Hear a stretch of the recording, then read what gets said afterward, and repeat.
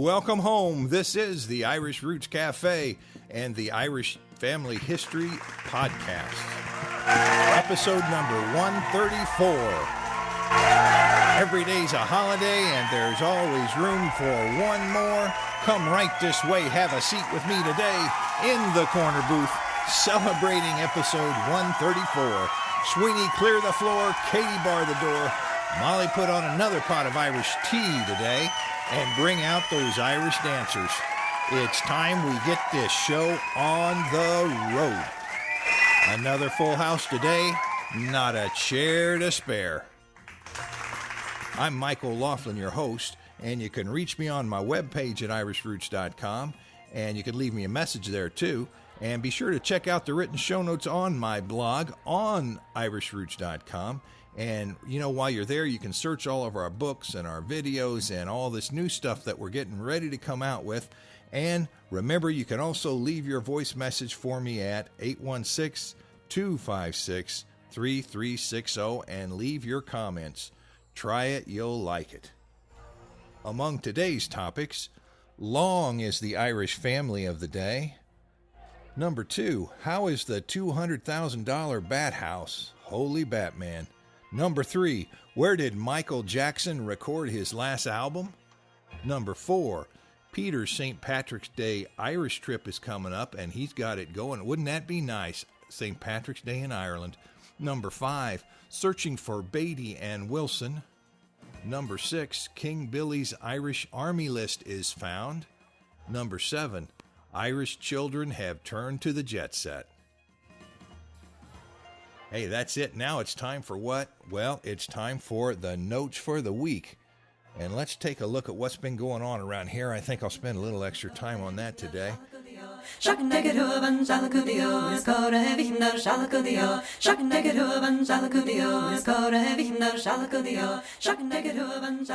I'm surprised, taking a look back over the last several years, we regularly have in excess of 100,000 views and downloads of our blog and podcast each month. I find that really amazing, and I want to thank you all for listening and for reading the blog and sending in your comments. I always appreciate it. And remember, we still need your support to keep it all running. You can be a member, you can sponsor an individual podcast, or you can just make a donation to the cause. We need it. And you know what? I just ran out of room on this computer and need a new one for all the shows, and my helper needs one too. So that's going to be our next cause. We're going to try for that. Number 2, the Irish trips. Peter's been putting on these trips. I was doing trips, 20 or 30 years ago, and he's still doing them. I haven't gone in 4 or 5 years. But Peter has his first trip already lined up for next year. Peter's the co-host on the new Irish History Hedgerow sessions that we've got going. And he's just got his new trip up, and it's going to be from Friday, March 12th to the 21st. And that will cover St. Patrick's Day in style. It won't be what you call a plastic patty at all. This will be the real thing. They're going to go up by Armagh. And, of course, that's one of the cities St. Patrick was crucial in, and that's where St. Patrick was buried. And that's also where Brian Boru was buried. So you might bring your metal detector and see if you can find Brian Boru. Nobody's quite sure. They've got the approximate place marked, but I haven't seen anybody finding the exact spot. But they're going to be visiting those areas, and then on to Mayo, and of course Croagh Patrick, that big mountain in the sky up there. That's a nice one. I don't think they'll make it all the way to the top, but they might just go up a few feet and say they climbed it. And they're also going to visit the Bronze Famine Ship nearby. And, of course, they're going to see beautiful Kylemore Abbey just for starters, and then go down to Clare and Galway and the Cliffs and all the famous places. So I'm going to put that on my the Irish Roots fan page on Facebook here in a day or so, so the details will be up there. Number 3. Now, this is the Irish Roots or the Irish Family History podcast that you're listening to right now or reading on our blog. We have 2 different ways that you can get this broadcast, and the first is just a regular old feed, and that's where you get my voice only. And you can also sign up and get the enhanced version where you get my voice just like you are now, Plus, you'll get little pictures on the screen and links to those pictures where you can click and go to whatever I have lined up for that week. That's called an enhanced podcast or an enhanced version. And to get that enhanced version, you have to have iTunes or QuickTime. That much I know and understand, but a lot of new folks have been using the enhanced version, so I'm real happy about that. And I include links on the photographs that we use to get things going, and links to things that I talk about on the podcast, so it makes it even easier than it has been in the past. You can either go to my webpage and look in the left-hand column there for the Irish Roots or Irish Families podcast, or you can subscribe on iTunes. I've got a provider page on iTunes that lists all 6 of our different shows that we have out there. Irish in America, Irish Song, and that sort of thing. So you just pick the one that says enhanced underneath it. There's a little tiny it says Irish Family History, I think, and you just click on that one, and the next page that comes up, you can subscribe for free. This is all for free. Nothing there is going to cost you money on the iTunes page. So you can subscribe to it that way if you want, or if you don't have an iTunes account, you can just go right to my webpage. And it also gives you a chance to look at all 6 of those programs. And don't forget the new Irish Hedgerow podcast that's growing by leaps and bounds. And I think that'll get up there with the best of them. We're sure having a lot of fun with it. And after we've recorded now the whole first season almost. So we're waiting for your recommendation for our last show or two. So be sure to send that in if you've got a question on Irish history or a particular period. Be sure to do that, because that's what we're here for, to help you. And it doesn't matter what kind of question it is. If we can get to it, we'll give you our best opinion. And you can always disagree with us too. That's half the fun. Let's get to the truth here by going through all this history. And I think what we're going to do now, we're going to have normally we do the book of the month. I'll make a book of the month. That'll be King James Irish Army List. I don't know. I think we've got 1 or 2 copies of that left. I printed it several years ago, published it, and there's a few copies left, but it fits in with some of the news we're going to be talking about today when they found King Billy's Irish Army List, so to speak. And so that'll be the book of the day, and I'll put that on the blog and a link to it.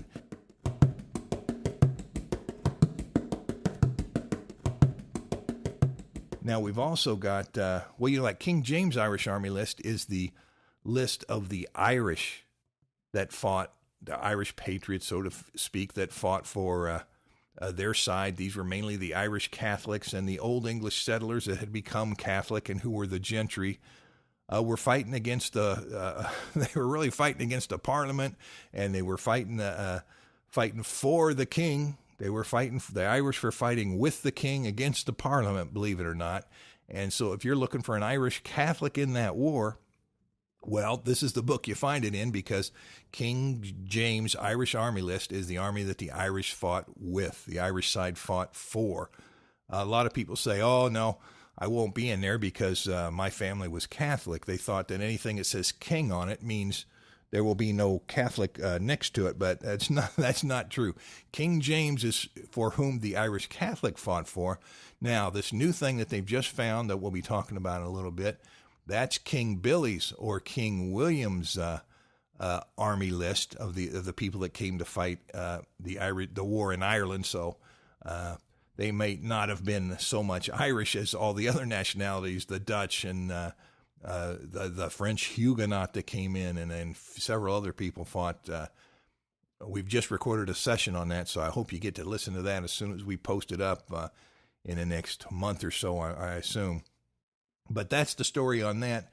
And now we're going to do on our book or podcast of the month, we're going to do a little podcast excerpt from that time period, the 1690, and maybe a little before, maybe the Treaty of Limerick or the Boyne, just to give you an idea of what that podcast is, and maybe to get you interested into going and signing up for that history podcast. So here's an advanced sample. It won't be out for several weeks, maybe a month, of part of our Hedgerow history session, Peter and I, that we did on the Battle of Boyne and the Battle at Aughrim and the Treaty of Limerick and the flight of the wild geese that went to France. I hope you enjoy it, and think about signing up for that podcast.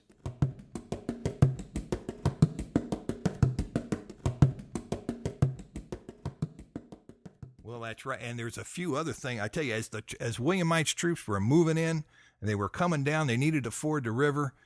They came across this one village they were heading to, and all the fishermen left because they got word that this great army was coming and they might do them harm. And it seems that one fellow stayed behind because he was feeling not right. Well, this fella had developed a reputation over the years after that battle. It seems that they had come, one story said they had come to his door and they left a block and an axe and a little, McAdam, yes, and a little bag of gold. And they said, here's your choice. Your head on the block, or you take the sack of gold and you show us where to ford the river, since he was a fisherman. Well, however it happened, apparently he showed them the best place to ford that river, which was swollen at that time of the year, and there were also some nice rocks there that they could anchor whatever it is they needed to get across that river with. And the people didn't forget it. And in Linehan, in his History of Limerick, speaks about that very story, and he says it was about 1866, and he said the tombstone of Philip McAdam was still there at that time, and somebody had inscribed separately from the official inscription on it, and it said, "Here lies the body of Philip the traitor, lived a fisherman, died a traitor." And the people hadn't forget, and he said that up until recent times, people would come up to that graveyard and hurl insults at that graveyard. So people did not forget. I don't know exactly what the truth might have really been. Some of his descendants of the day had some papers, and they showed Linehan, and they said, see, we owned this property before the Williamites ever came through. But I don't think the land was really the issue. It was who showed William the best place to ford that river. And this McAdam, it looked like he did. And on that tombstone, it had the arms of a cock at the top of it.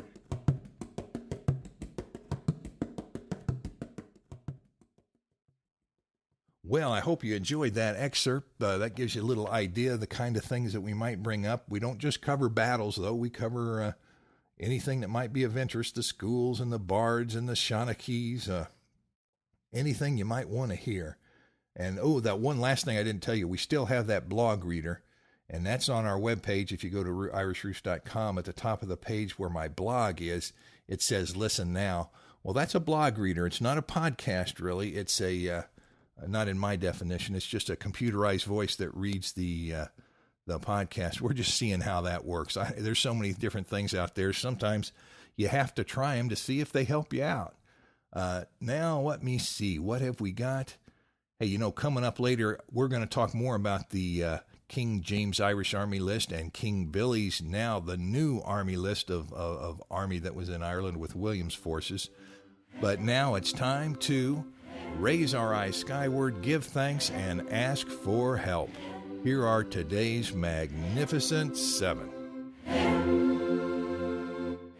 Number 1, welcome new member Gene Davies of Caldwell, Kansas, searching for the Lamb family. Member Bonnie Connolly, your county Fermanagh and Louth book has shipped. Thomas Foley of Pleasanton, California, your county Cary book has shipped.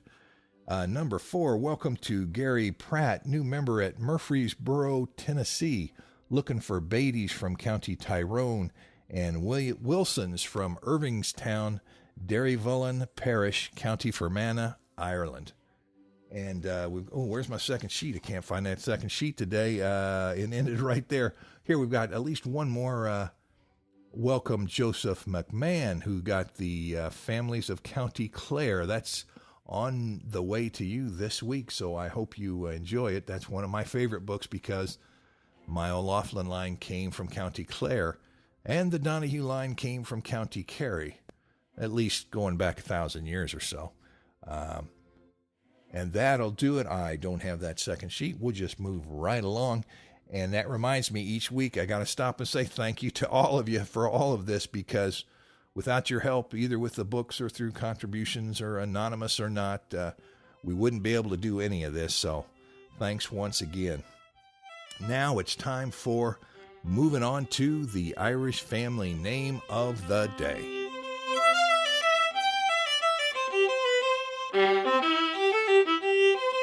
The name for the day today is Long, and that's in honor of member Seamus Hajnowski of Philadelphia, Pennsylvania. There's a name for you. And they're looking for Alexander Long, born in Killybegs Upper, maybe, around 1784. And I put the larger part of that search on one of the earlier podcasts. So if you've got any connections, be sure to let me know and we'll hook you up. We'll at least pass your word on to Seamus. And what are some of the related spellings of the name? Well, you can find the name as D. Long coming in from the Norman side. And a lot of times that D-E in front of the name just gets dropped and it becomes Long. And you can add an E to the end of that name. Instead of just L-O-N-G, you can add an E. And what are some other names that might have been shortened to Long? Names like Longfield or Longan or Lonahan or Longhill. That's just a few examples. It comes from variant spelling groups number 1117 and number 1118. And that's from the Master Guide to the Various Spellings of Irish Family Names. And just a few quick notes on the history of the name. Like I said, there's several different origins for the name in Ireland, so just because you find another Irish Long, that doesn't mean you're from the same family. You have to do a little research first, or you could do a DNA test. That might tell you too. But we find the Longfield family of Longville, County Cork. They're in the Irish Book of Arms. And in some isolated cases, names like that can be shortened to Long, but you sure can't make that leap without knowing. And we also find in Keating's History of Ireland reference to the family of Long or Longan right alongside the O'Dwyer family there. And the Norman name of De Long or Long is also found in Ireland according to Keating's History of Ireland. That's a real good resource written in the 17th century about those past days. Geoffrey Keating was on the run and he put it to the pen. Now, some of the name are also given to have arrived with the 17th century settlements in Ireland, which would make sense. And among other origins for the name are those of the O'Laughlin family. That's in County Cork.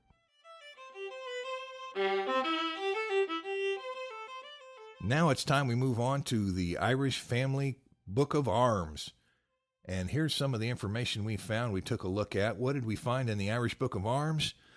Well, we found 2 arms are actually illustrated from old drawings for the family of Longfield in the Irish Book of Arms. So if you're interested, you can always take a look at that. And coming up later in this episode, Batman, what's wrong with this bat house? Boy, I tell you, that's another story of frittering things away, I think. But let's take a quick look at the Free Master Index search of Irish names and see what we find. You can type your name in on that too. I've got a link on the blog. It's on the webpage. We find D. Long in several books, Families of County Clare and Dublin and Donegal. And we find OLaughlin as a chief given in the Irish Book of Arms. And we find Gerald Long in the Families of County Dublin. And we find OLaughlin of Gariniolgi in Irish Knighthoods, and O'Longy in Irish Names and Surnames by the Reverend Patrick Wolfe. And we find Long in Missouri Irish. And number 7, we find James Long in County Clare Genealogy and Family History Notes. And that's just a few examples. I think there's over 100 Longs in that index, but that gives you an idea. You'll have plenty to look for if you're hunting. Well, now, next we're going to have the websites of the week.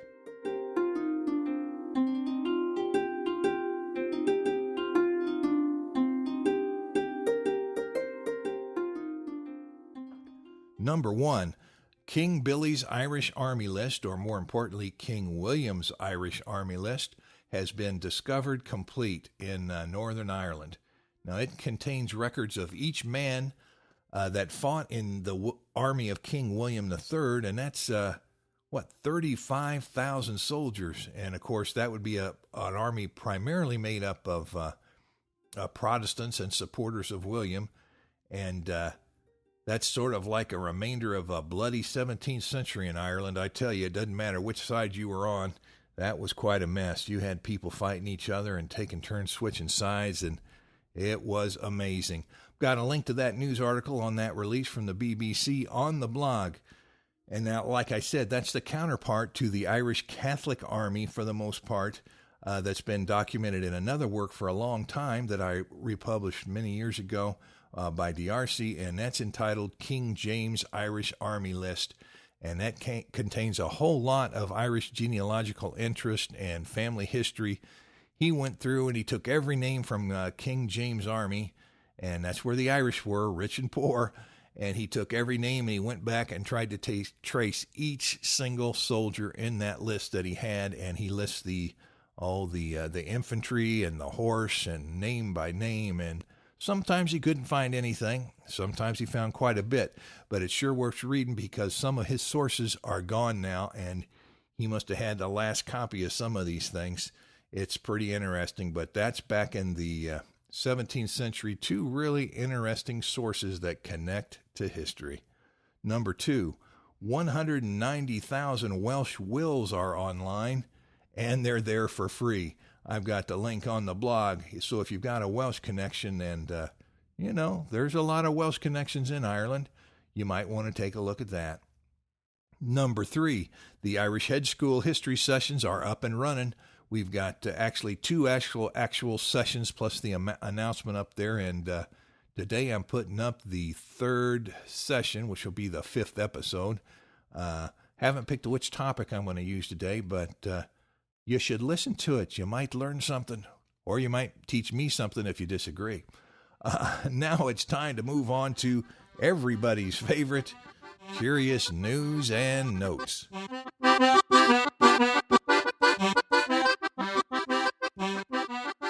Number 1, it's amazing when you think about it. If you go back 150 years or so and look at the state of Ireland and the children in Ireland and what was going on, today the Irish children have been to America, 1 in every 4.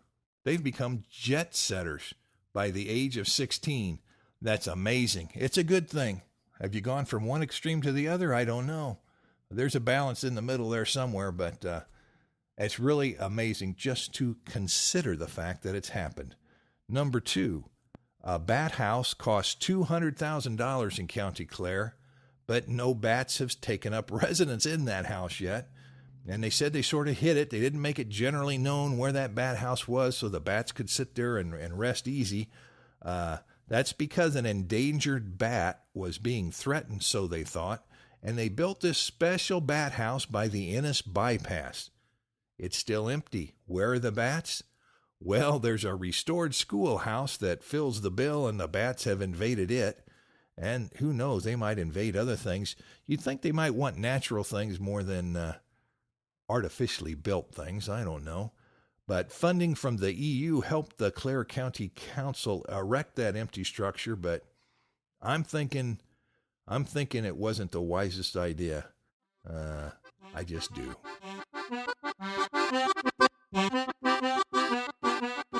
Number 3, the top 10 most haunted places in Ireland, castles and jails and pubs.